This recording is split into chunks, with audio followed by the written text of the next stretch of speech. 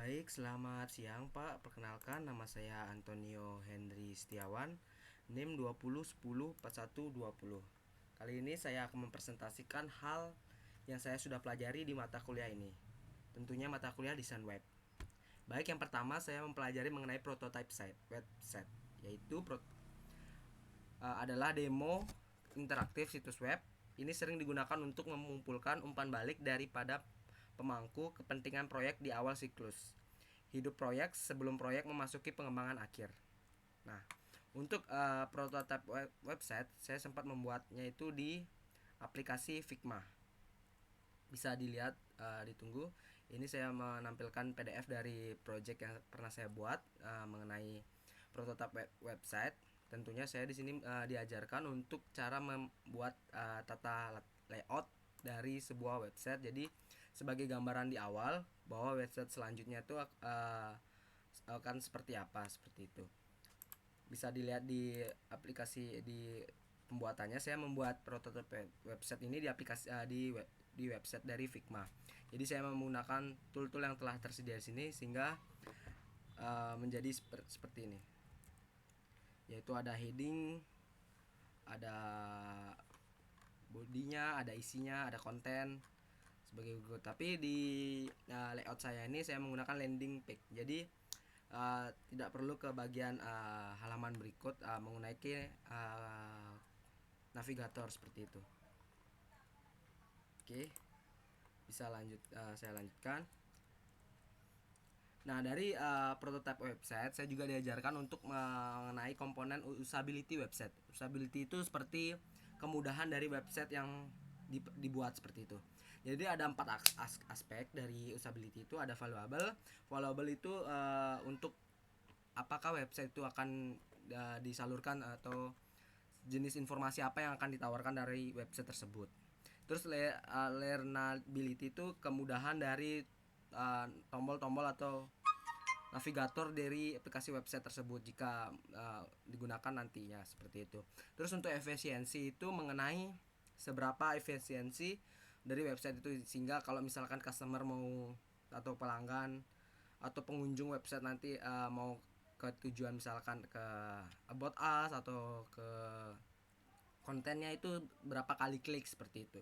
Terus untuk memorability itu seberapa ingatkan nanti pengunjung website mengenai website Anda. Jadi merupakan ciri khas dari sebuah website tersebut. Yang kedua, saya juga mempelajari mengenai HTML. HTML itu yang merupakan singkatan dari Hypertext Markup Language. Merupakan standar penulisan sebuah halaman website. Nah, jadi di HTML itu nanti kita akan mempelajari coding-coding seperti ini. Struktur halaman HTML ada head dan body.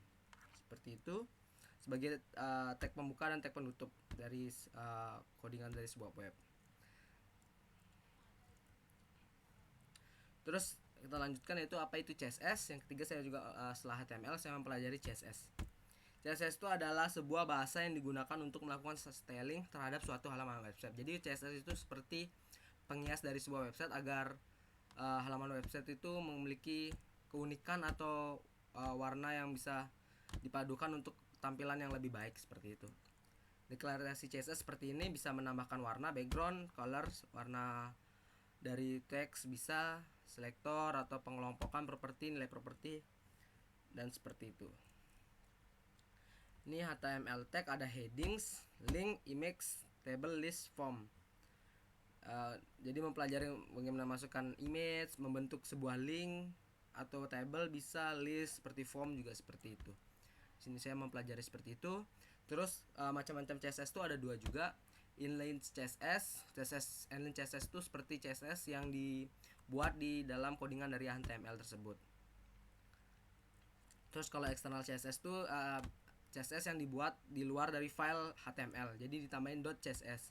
Jadi setelah CSS dibuat, nanti di codingan HTML akan memanggil dari CSS, file CSS tersebut. Oke, bisa dilihat di tugas 4 yang sudah pernah saya buat di pertemuan 6, seperti itu. Untuk mempercepat, saya langsung ke sini. Nah, ini di sini jadi saya membuat dari desain prototype Jadi pertama saya buat seperti ini. Dari saya buat seperti ini sehingga saya menjadikan seperti menggunakan HTML. Jadi ada heading, ada section rosternya, roster utama, last achievement, hadiahnya, about us. Dan sini ada footer juga seperti itu. Untuk mengenai codingnya, saya menggunakan sebagai berikut. Di codingan HTML-nya ada saya menggunakan kelas kontainer, jadi dikelompokkan seperti itu. Ada headernya, saya namakan foto, style, font family, style teksnya gimana, seperti itu. Dan untuk CSS-nya saya menggunakan CSS eksternal, jadi di luar. Jadi saya buatkan style CSS-nya di sini. Setelah itu di sini di HTML-nya saya memanggil CSS style.css seperti nama filenya nih. Seperti itu. Oke, bisa saya lanjutkan kembali.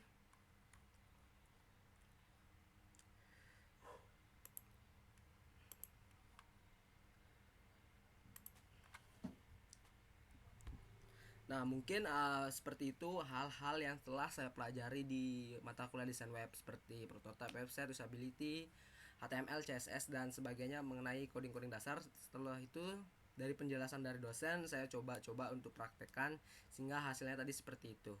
Mungkin itu aja penjelasan dari saya, Pak. Mohon maaf jika ada kesalahan kata. Saya ucapkan terima kasih. Selamat siang.